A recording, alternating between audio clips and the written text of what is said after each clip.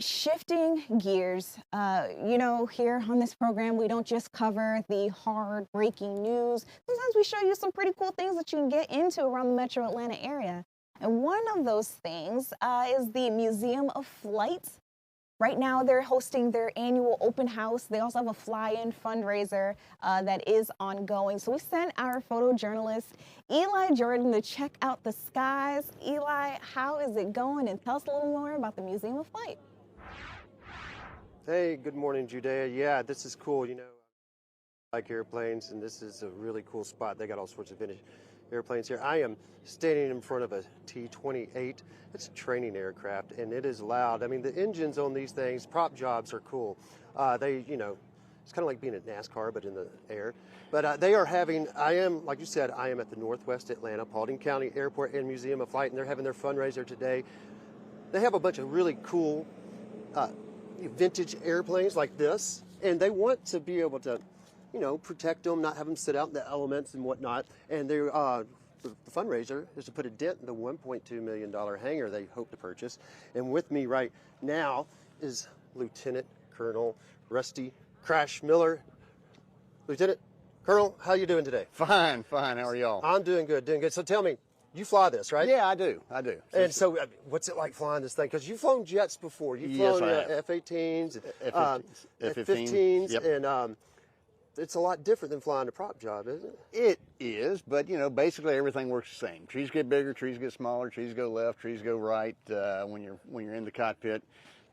This just goes a little bit faster than some of the props aircraft you see at your general aviation airports, and slower than what I used to fly. But yeah, they are like a muscle car sort of in a way. It's got the resonance when it cranks up. Oh, absolutely. Well, this is got the Wright Cyclone 1820, 9-cylinder radial engine. It's the largest single-row 9-cylinder radial engine that we have out there.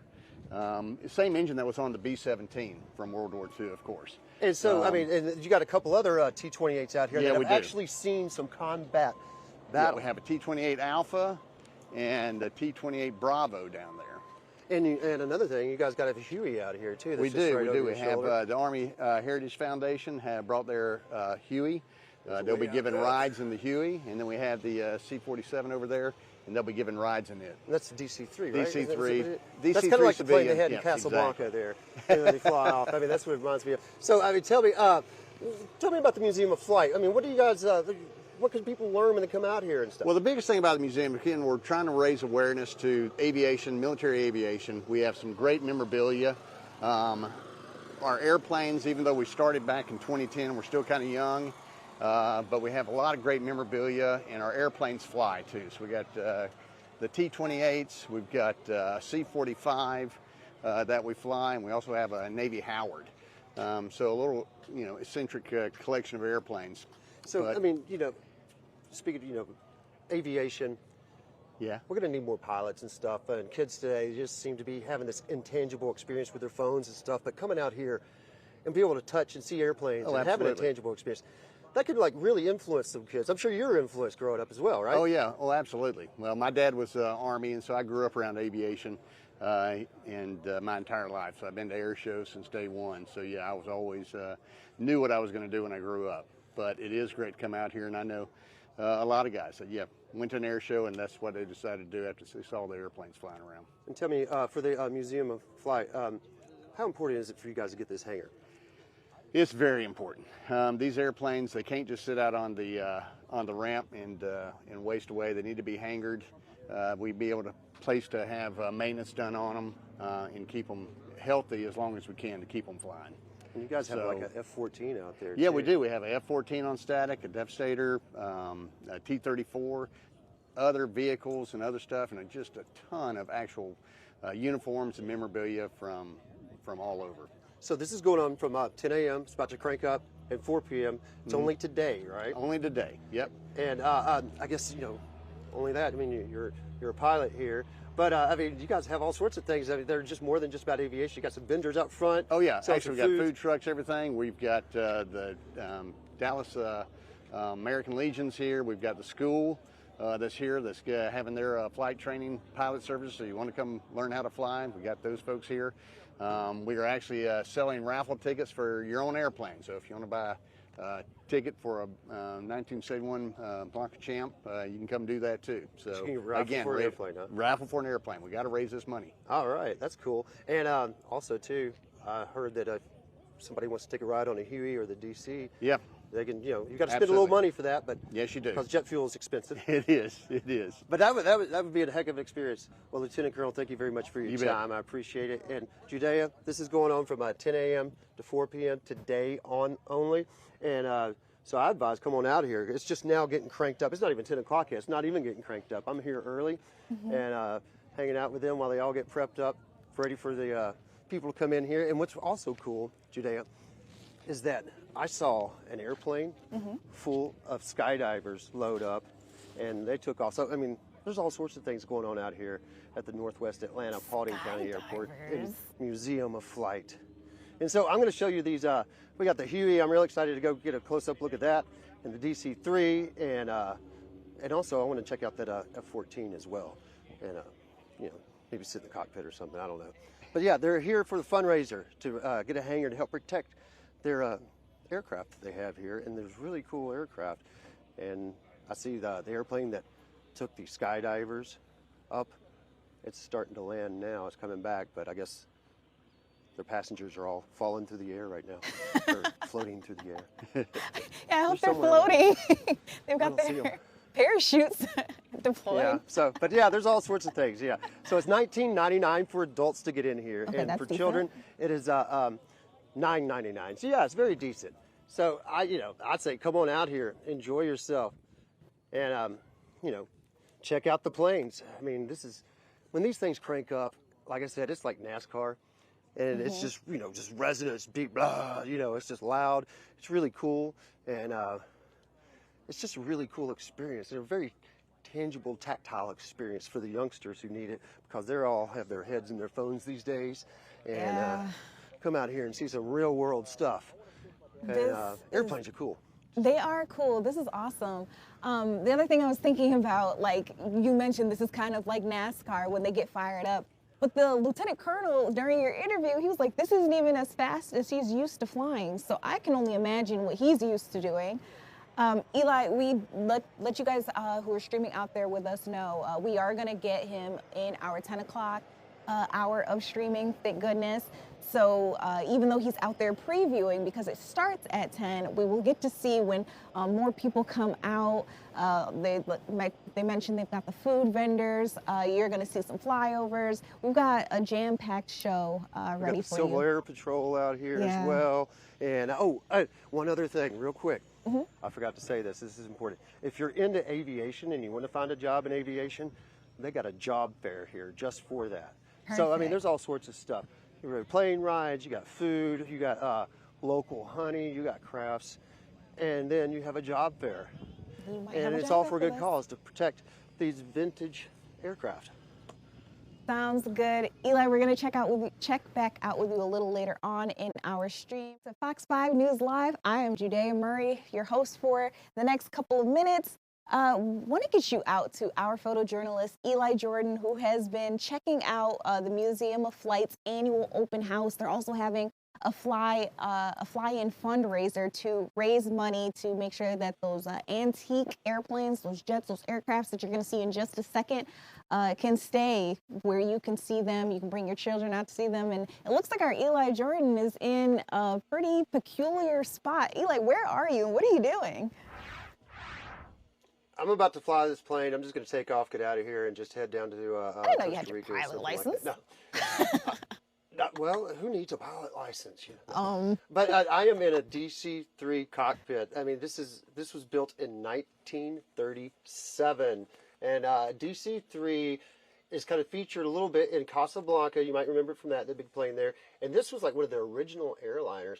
And I have the pilot, Randy Hooper, with me. Hey, Randy, and it's a little bit dark here, and I apologize for that. But Randy, tell me, you pilot this, correct? I do. I've been with the Flagship Detroit Foundation for the past 7 years as a volunteer.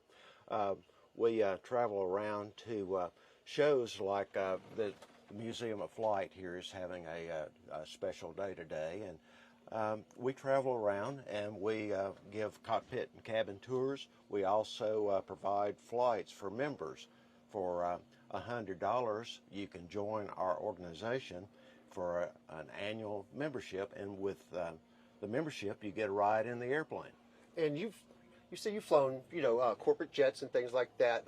What is it like to fly a prop job like this? Well, so the jets are much easier to fly. The controls have hydraulic boost a lot of times, so it's like power steering. This airplane is all direct cable connection to the controls, and we have big control movements so that we can get the leverage to move those controls, but it still takes a good bit of force to make the airplane go where you want it. So on a full tank of gas, how far could we go? Over 1,000 miles. Cool. And this was like one of the original passenger jets, correct? So this was delivered to American March 2nd of 1937. It's the oldest flying DC-3. It's been restored to its original configuration. All these seats are as they were when the airplane was delivered. And this wasn't pressurized. What was the flying altitude, the cruising altitude, I guess? So we would stay below 12,000 feet. Typically, the way we fly, we're down around 3,000 to 9,000 feet is where we usually cruise. And then this is a dual prop, right? It's a twin-engine airplane. It has Check it out. radial engines. So we're going to check out the exterior now. This is a beautiful airplane, Judayah, and Randy's lucky that he gets to fly this. And yeah, let's walk around to the front, maybe. We can just dip up under here. Get a look at the engines. Judayah, this is really cool. You can hear some of the other props going off, but check out these giant engines. Randy, so what's it feel like when you crank this thing up? It's got a... Well, I relate it to, I have a farming background, and it's like driving an antique farm-all tractor. You get the smell and the noise and the vibration. It's really a neat experience. We also got like life flight coming in here. Looks like their demonstration. So yeah, we got all sorts of stuff going on here, Judayah. And but Randy, thank you so much for the little tour here. It's getting a little bit loud with that. But this is a beautiful. You're lucky you get to fly this. This is really cool. Do you brag about being able to fly this thing? Do you tell your friends? Well, I'm pretty modest, but this is one of the more fun things that I do in life. I bet, yeah. I mean, this is amazing. I've never been that close to a DC-3 like this. This is just beautiful. Randy, thank you very much for the little tour and your time today. Judayah, this is really cool. Everybody should come on out here. This is going on from 10 a.m. to 4 p.m. one day only. And it costs $19.99 to get in, $9.99 for kiddos. And it's to help benefit the Museum of Flight and their museum to put their planes. This isn't part of the Museum of Flight planes. Randy flew this thing down here. He comes to flight shows and demonstrations. And this is just it's an attraction to come see. But the Museum of Flight, they have a bunch of planes over there on the other side of that building. They need a new hangar, and it costs like $1.2 million. And so they're hoping to put a dent in that with people coming out, checking out the scene here today. And they got more than just airplanes and helicopters. There's a Huey over there, which is really cool. And my iris is not working out for me because we got such a bright sky. Mm-hmm. But they got more than that. They got food vendors, and they got some crafts and all sorts of different things. You can come to check out. You can go check out the cockpits and stuff. But I highly suggest coming out, checking out this lovely aircraft. It's a beautiful beast here. Judayah? Eli, this is just simply incredible, amazing. Love that this was your shot or your assignment for today. I just have to ask, earlier I think we mentioned there was a raffle in place. You put in a little bit of money, you may be able to take home a plane? Was that right? Yeah, I guess. I mean, I haven't found the raffle plane yet. I think it's over by the museum. I've been out at the airport area. Yeah, you've been checking out the cool stuff. I wonder if that's the raffle plane, but I don't know. That looks like a little personal plane. There's all sorts of stuff going out here today. Like you said, had the helicopter landed as I walked out. That was kind of wild. That was amazing. We had a flyby, but I missed the flyby as I was talking. But there'll be more flybys going on. There's all sorts of stuff going on. I'm wondering where the skydivers are. I guess they made it to the ground all right. Check back in with them. We need to be sure about that. Oh yeah, we have some other news now. But yeah, no bad luck. No bad luck. No bad luck. These guys are professionals. So, Eli, thank you for another incredible look out there at the airport. Beautiful plane that we're seeing right now. Looked like he made sure it was nice and shiny before he brought it out as well. Perfect thing to introduce to your children. They're going to get to learn a little bit about history, get to see these incredible aircrafts. Children who are interested in planes, helicopters. My nephew is obsessed with really anything that moves. So he would love something like this. We're gonna get back out with Eli a little later on in our stream to get some more information about the Flight Museum and, Museum of Flight and everything else that they have going on at the Paulding Northwest Atlanta Airport. But speaking of cool things to do, I want to get you a look at some of the other cool things around the Metro Atlanta area today, starting with the Dragon Boat Festival. One of our photojournalists sent us back this cool video. It shows the first race of the day. This is the 2025 Atlanta Hong Kong Dragon Boat Festival. The venue opened up at 6 a.m. Those races were supposed to begin at 8 a.m. and this was the very first one. You can see them moving out there on that water.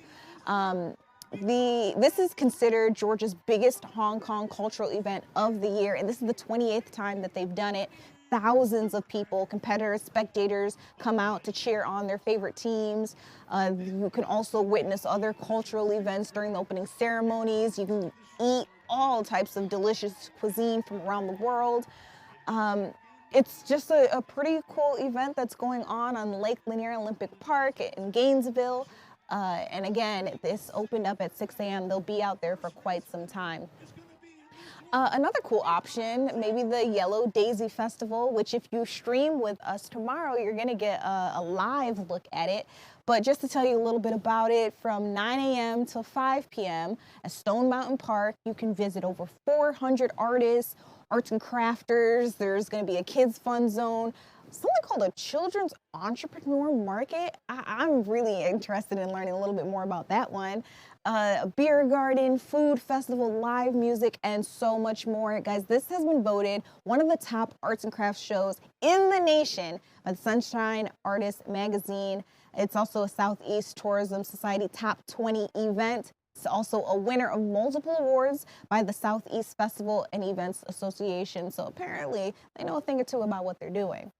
Another option out there for you is Panda Fest. I don't know if you've heard about this one, but it is an Asian food festival taking part at Atlantic Station and Pinnacle Lot.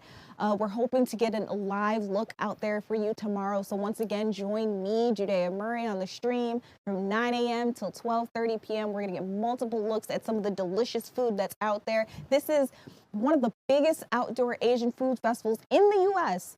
They don't just have food, though. They've got experiential activities, tastings, market fairs. Their goal is to show you vibrant food, art, and cultural traditions from Asia. So there are going to be 80 food vendors out there, 25 merch vendors, and tomorrow is the last day for you to get out there, but they are doing it today. So again, 10 a.m. to 8 p.m. Make sure you get out to Atlantic Station in the Pinnacle Lot, just located at 221 20th Street out in Atlanta. We have our photojournalist Eli Jordan on standby. He has been covering the Museum of Flight as they take to the skies for their open house. It's a pretty exciting experience if you love planes or know someone who does. So let's get out there with him, see what he's got going on now. It looks like you're in front of a helicopter this time? I am standing in front of Air Life Flight. Yeah. Air Life 5. That's what they said we were flying here. I was Flight. like, oh, that's awesome. And your nephew, Yeah. I love it out here. I'm loving it. It's really cool. But yes, this is right behind me is what saves lives. Yeah, we do. So This we're is what, stationed at when there's, McCollum. major And they've got the issues elevation, going so on, a lot of and, people will fly when from you here. have a car wreck or Eli, whatever, before you continue, I just want to let you know we were hearing, I think that's an interviewee that you've got prepped up for us. I shut it down. Perfect. Yeah, Thank you. I took care of it. Yep. All right. And so, but yeah, this is the chopper that comes and lands. You know, when you life flight people over to the hospitals from bad scenes or things like that, this is the chopper. And over here I have Josh Pitters, who's a flight nurse. Josh, how are you? Good. How are you? Doing great. So tell me, you get to ride on this, right? Yeah, every day. So we this is an EC-130. We do interfacility transports from hospital to hospital, or we can do scene calls as well. This is basically our little ICU. I'm a nurse. My partner Alan is here. He's a paramedic. And you guys are on call right now, aren't you? Yes, we are. Yep. So if we get a call right now, we will head on out. So tell me, where does the patient sit? I mean, Yeah. So this is our sled. It comes off the helicopter, so we can put it onto an EMS stretcher if we have to. We keep our gear on it just while we're here, just in case we need to go quick. But it spins and rotates right on in there. They get the best seat in the house. Just sit right in the middle here. So the patient gets the best seat in the house. Yeah. And you said it also leans up too, like for Yep. kids so they can check it. You know, Yep. they can, So it'll sit up. Let me see if I can get it with everything on it. But it'll sit all the way up. That's to, cool. up to like a 90-degree angle. So they sit up, they watch the view. And one thing that's particularly different about this helo is the tail rotor is. Yep. Tell me about this. I mean, how is this different than, let's say we got this over here that's got the open rotor, but what about this way? I mean, this is something I've always wondered about. Yeah, so this is just a fenestron. It's more of a, it performs the same way. I think it's more of a safety thing. You know, we're But landing. you're the nurse, you're not the pilot. Right, I don't know a whole lot about It seems but a lot quieter though, because when I've seen these come through, these things are not quite as rappy and choppy and stuff as Yeah. the other things. Is it a smooth ride? It's a very smooth ride. Yeah, you know, a lot of people will get bad turbulence in planes. We kind of blow more with the wind, so we don't get a lot of turbulence. You know, myself personally, I get motion sickness really bad, and I've never had a problem in it. And this is a three-seater for you got three people. You got the pilot and two nurses, correct? Yep, and we can actually add another seat too. We do pediatric patients. So if a patient's mother, father, parent, guardian has to come with us, we can always throw a third seat in, so we can take up to 4 people. Yeah, that's important too when yeah. you're transporting the kiddos. They Yeah. want the mom or dad around. And so, how fast can you guys go? Yeah, so we do about 120 knots, which works out to be about 150 miles an hour as the crow flies, so we can get places pretty quick. We're stationed in Kennesaw, which is about an hour and 15-minute drive from where I live in Jasper, and our flight time up over my house is about 12 minutes. Wow. So, how long have you been doing this? So I'm actually the newest one at our base. I started back in February. So you're brand new. Brand spanking new. But we come with it's a pretty rigorous hiring process, have a lot of trauma experience, you know, a lot of testing, you were a nurse beforehand. I was correct? a nurse. Yep, I've been a nurse for about 7 years. All of it was spent in either leadership in the ER or on the trauma team down at Kennestone. And then, like I said, we go through a rigorous training process. They ship us out to Denver for about 2 weeks. All of that is class time and practical knowledge. Then we have a sim lab here that we spend a lot of time at, practicing procedures and just getting ready for if we ever need to use them. I mean, have you gotten kind of used to the job, or are you still kind of bragging about the cool job? you Oh, I have? mean, I think it'll always be the cool job, right? But it's definitely settling in would be the best way to say it. It's a lot to learn. It's a huge scope of practice. You know, we take everything from the scene calls to the super critical ICU patients that are on 10 different medications, on ventilators, on cardiac devices, and we can manage just about all of it. We carry blood with us for all of our trauma scenes. So if the patient needs blood products en route, we can deliver that. Not only is it a cool job, but it's a fulfilling job. Oh yeah, Because you're helping people. It can Love be it. heartbreaking sometimes too, I'm sure. absolutely. Yeah, But, I love it. But yeah, I mean, this is really neat. It's really cool that you guys came out here on call, just hanging out here. And if you get a call, which probably, how many flights do you guys do a day, would you say? So a good day for us is maybe 3 flights. We average about 40 a month. So with weather and stuff, that's our big restricting factor. We can have days where we do 5 flights. We can have days where we're grounded because of weather. But on average, about 40 a month. Awesome. And then typically, our base specifically, our lift time is about 8 minutes. So once we get the call that we're needed, we are airborne within 8 minutes. So I got to ask you this real quick. When you go into a scene, I know you're getting the information and all that, but I mean, do you feel this anticipation, this energy build up, you know, and Oh, kind of yeah. anticipating, and you know, the focus is just pinpointed in? Yeah, you always get that big adrenaline dump and rush, and you know, that anticipation of what's all going on. We're fortunate where we get a mini report on our way. So, you know, a lot of times I'll spend that time reviewing our protocols and guidelines for those situations, just so that when we get there, we are as ready as we can be to handle whatever we need to. How hard is it to find a landing zone, would you say? So we can land, our guidelines are any 100 by 100 area. So a lot of times we're doing like ball fields, parking lots, but you know, we'll do the landings on the highways and things like that if we need to. Awesome. Well, Nurse Josh Pitters, thank you very much for the little tour and the info. This is really cool. I haven't seen this one. I've been on the chopper before, but I've seen this one fly around before. This one's a lot smoother sounding and just a little bit quieter and easier on the residents as you fly over. And it's a nice little chopper. I like it. It's got that really cool encased tail rudder, which is, I think, is neat. But you know, I'm just a aviation we love it person. But Judayah, this is really cool. I'm out here at the Northwest Atlanta Paulding County Airport and Museum of Flight. They are having a fundraiser today. There's lots of people out here. There's lots of classic airplanes and stuff and helicopters. We even have the governor's helicopter over here, the GSP helicopter. So cool. And so if you start running from GSP, that chopper will come find you too. And they will find you It's also the same chopper that it's the same chopper that you know, it flies the governor around whenever there's like disasters and he needs to see it from the air and whatnot. But again, the Museum of Flight out here at the Northwest Atlanta Paulding County Airport, they're raising money to build a new $1.2 million hangar to house and protect their own aircraft that they have here, their classic vintage aircraft. And this is going on from 10 a.m. to 4 p.m. today. $19.99 to get in as an adult, $9.99 to get in as a kid. And they have food trucks here, and they got some other things out front too. If you get bored looking at airplanes, which I don't think you would be, but you know, you can get some local honey here, and you can get all sorts of stuff. But it's just now kicking off, and I'd say get on out here if you got nothing else to do, because this is really cool. Sounds Judayah, back to you. great. Eli has been out at the Paulding Northwest Atlanta Airport. That is where all those festivities are taking off, as well as some of those flights and whatnot that they've got going on. It was really cool that he showed us that life flight. Eli knows this because he's been on the Choa chopper. But, you know, when it comes to trauma, obviously, it's really a game of time.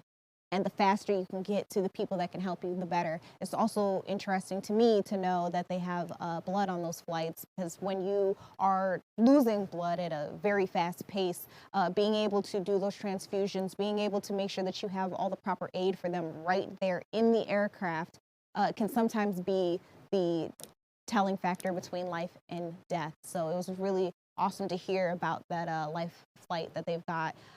You can go out and see it if you head to the Paulding Northwest Atlanta Airport today until 4 p.m. That is out in Dallas, Georgia. I know that Eli Jordan is taking advantage of some dry weather out, taking advantage of the skies this morning. Eli, good morning.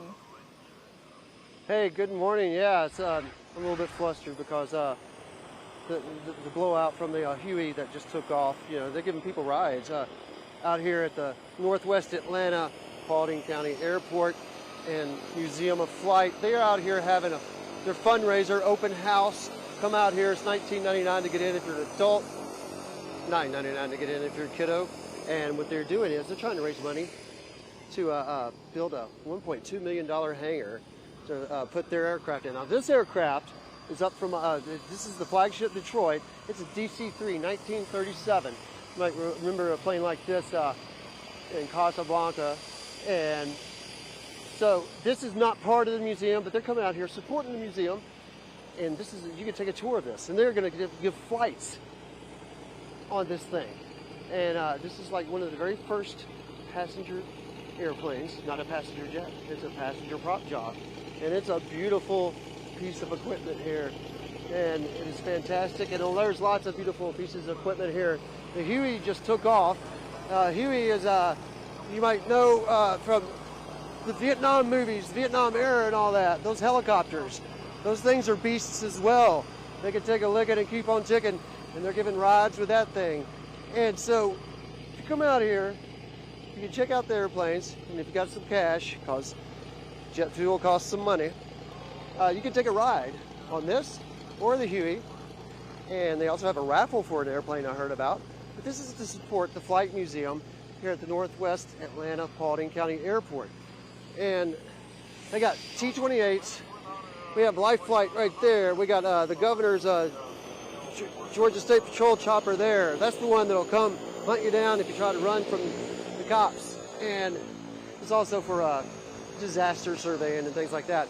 You can go check those out. And this is just really cool. We walked through this plane earlier, and it's just really awesome because the control panels on these, they're all cable controlled.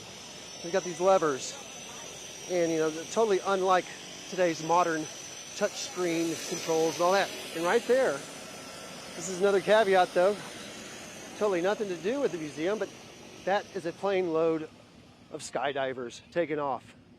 Skydivers are taking off. People in that plane are going to jump out of that plane. Isn't that crazy? But there's a lot going on out here at the Northwest Atlanta Paulding County Airport and Museum of Flight. I suggest get on out here. There's like food vendors here too. You can get some crafts. And it's $19.99 to get in if you're an adult, and $9.99 to get in if you're a kid. So this is really cool if you're into airplanes, aviation. They also have a job fair if you're really into aviation. They have an aviation job fair right out here. So that's pretty solid and right on.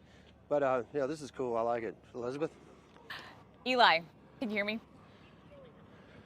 Yeah, I hear you. Okay, so fun fact, if I wasn't doing this job, I really wanted to be a flight attendant.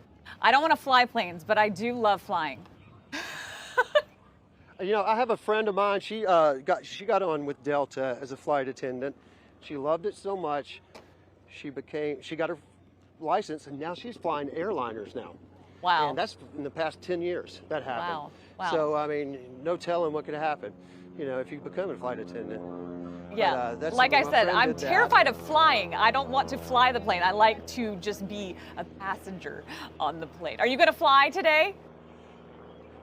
I don't know if I'm going to fly or not, but I know what you mean by, well, see, I don't like being the passenger. I'd rather be the pilot because I would feel more in control.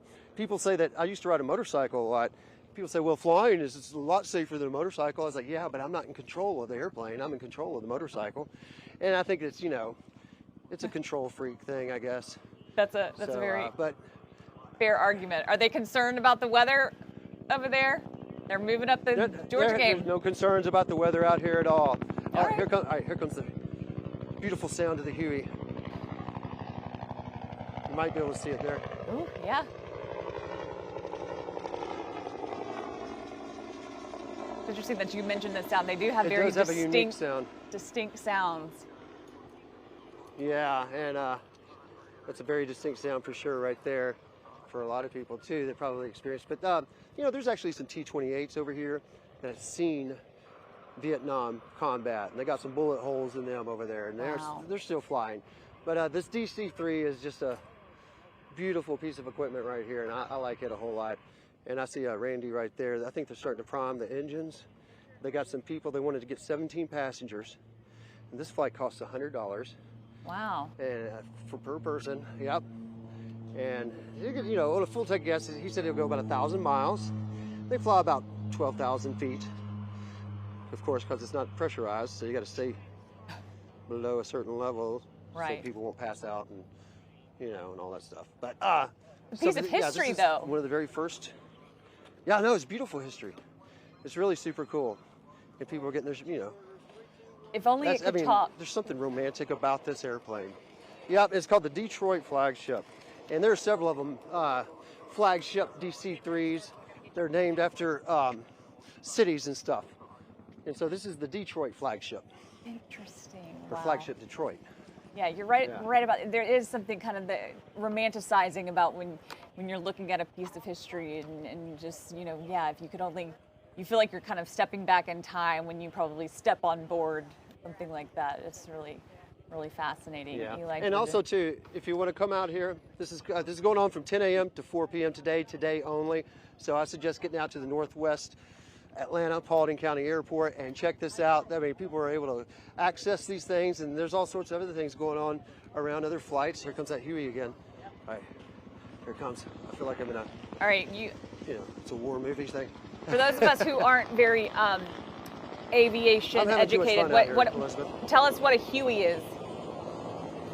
All right, a Huey is the old, they made about probably 100,000 or more of these in Vietnam, and this was the workhorse in Vietnam, picking up people, soldiers, and like under fire. These things could take all sorts of gunfire and still keep going. Chris Christopherson was a helicopter pilot.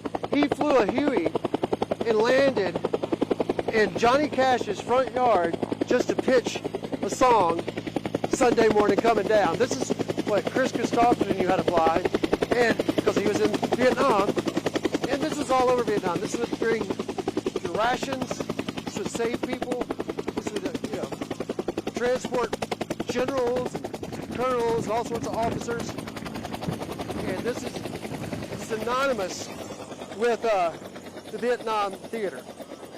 It's really cool. I could be wrong, so don't hold me, don't hold this against me. But am I not mistaken that it wasn't until Vietnam that we did not have helicopters, right? We didn't have helicopters. Well, that's been there, right? And I'm not exactly sure. I know that we had some, models, maybe some heavy lifts, down in the 50s and all that. But it was, I'm saying it was the first war. From what I understand, I just recently learned that. So that's what when you mentioned Vietnam. So it was really fascinating. It was a game changer. You had this one, and you had this one, and you had what they call the Jolly Green Giant, which was also really the Chinook, and that was the double propellered helicopter. So they don't have a Chinook out here, or Jolly Green Giant, but this is good enough for me to be able to see a Huey and see it fly off. It's kind of cool. My dad was in Vietnam, and I always heard about the Huey. And also, too, in Apocalypse Now, it's featured. When they're going to go surf. Wow. When they go to go surf, and they start playing Ride of the Valkyries. Dun, dun, dun, dun, dun, dun, dun. That scene right there. They were Hueys. Well, they were Hueys. Thank you for your dad's service, and thank you for my significant other's service. I'm sure he's watching, and I'm sure he's probably going to give me a hard time for everything that I've said wrong about the military planes and aviation this morning. But we're nerding out a lot, so we will check back in just a bit. Thank you so much for that very educational tour. We are also glad to have Eli Jordan, who always brings us the best stories. He is joining us now from one of the best places. Is a airfield in Metro Atlanta, where they are showing off their museum of I guess aircraft, you should say, museum of flights. Yeah. Eli. I'm at Northwest Atlanta Paulding County Airport is where I'm at, in the Museum of Flight. Yeah, they're having their open house today to raise funds to help them build a $1.2 million hangar to put their beautiful aircraft they have out there in front of the museum. Earlier we were talking about the Huey, and we're right here at the Huey. I'm with retired Lieutenant Colonel Fred Edwards. He knows how to fly this thing. Fred, tell me, what's it like to fly a Huey? It's like to fly a Huey. Well, I did it in my 20s, in my 30s, and fast forward 40 years, I'm doing it again. Unbelievable that I get a chance to do that. But yes, an awesome machine. It was when it was in service, and it still is. Tell me, how's it get the name Huey? Huey. So when it was first designed, it was an HU1. You look at HU1 spelled out, it looks like it spells Huey. That's where the name came from. It is now called a UH1. So, but it was the HU1 nomenclature that determined it to be a Huey. And this is a workhorse. They can take a beating, can't they? Workhorse of the Army back in like I said, Vietnam, into the 80s, even into the 90s. This aircraft could do transport, supplies, medevac. Obviously, it changed the medevac world. Now we got medevac all over the place in the civilian world. This aircraft was the first one to really do it. It was a weapons platform, a liaison platform, communications platform. So yes, it could do anything on the battlefield. What's the reaction of civilians when they take their first ride on one of these? So reaction of civilians, I've been doing this for 10 years. I've seen literally tens of thousands of people fly this aircraft from the civilian part of the house, and I've never seen anybody get off that aircraft without a big smile on their face. It sounds like they're starting to whip up to RPM. I guess we need to back up a little bit. So Elizabeth, yeah, this is what's going on. And they're starting to take off another ride up here. We got a DC-3 over here going. So we got multiple things going on.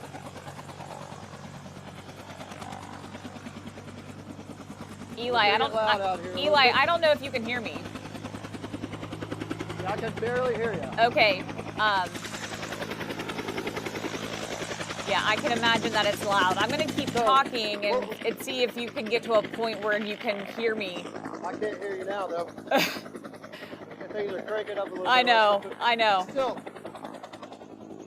All right, so real quick, though, before they take off, we're going to have this DC. We can just listen. How many of these, do you have any idea how many of these were in the theater? There were several 100,000 or something. These were everywhere, weren't they? No, there was, I don't know how many there were. There were tens of thousands that served in Vietnam. Yeah.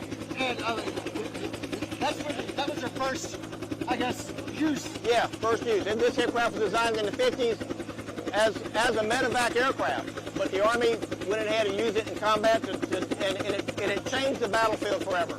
It seems like the thing is so much more durable than anything else that's, you know, older aircraft seem so much more durable, period. Well, they're more durable, but I would tell you the Black Hawk that replaced this aircraft is a better aircraft, more survivable. And we got two things going on. We got the DC-3s and the Hueys taking off.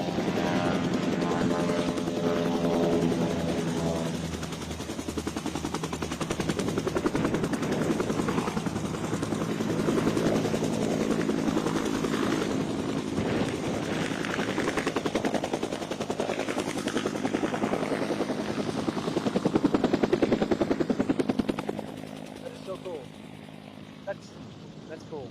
Hey, you off now? You know how to fly that. Eli, maybe you can hear me now. That's really cool.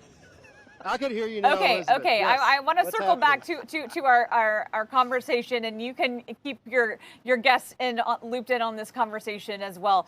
So I heard from my Marine. Of course, you know, I knew he was going to correct me on where I was making mistakes in our conversation. Yeah. It was the Korean War, which was 1950, was where it was the first war where they started to use helicopters, and like you just said, that, you know, medevacs changed the game. And, you know, it's really crazy is to think about that, you know, we didn't, in World War II, we didn't use helicopters at all. And so I had never thought about it until most recently that it was a game changer in how we fought wars, and how it's been a life-changing element for, you know, our military.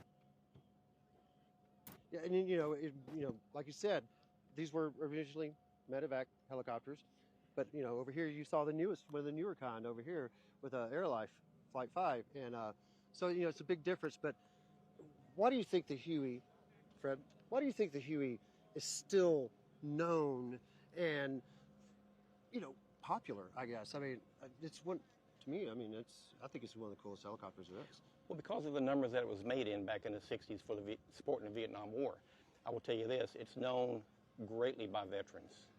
We fly all over the country. I just wonder how many hundreds of people walk out of their backyard when they hear the aircraft flying over. I know I get that story all the time. We flew a Vietnam veteran this morning. He got off the aircraft, he walked away from the aircraft, he turned around and watched the aircraft take off again. He stood there, and I could see the meaning of that aircraft to him. I walked up to him and said, "What are you thinking right now?" He said, "That's amazing that I got to ride the aircraft again. Since the late 60s, he was on that aircraft in Vietnam." He said, "You never knew it was going to be taking you into battle, bringing you out of battle, bringing you out wounded." He said it meant a lot of things to a lot of different people. And the fact he flew it this morning, he walked away out of here. He was very proud of himself. He should be, because I mean, you know, when you're in the bush and you hear one of those Hueys coming, it was probably a welcome sight. Yeah. A welcome sound. Absolutely. Absolutely. Yeah. And it's just a beautiful helicopter, and it's awesome. It's my first time being up close and seeing it. Right. Thank you so much, Fred. I wait. appreciate- I have a question. Go ahead, real quick. I have a question, Eli, for him, and I guess you'll have to ask it. But you know, we can only speculate. But I'm curious as to if these resources had been around during World War I, World War II. What he thinks. How that would have factored in the outcome of either war.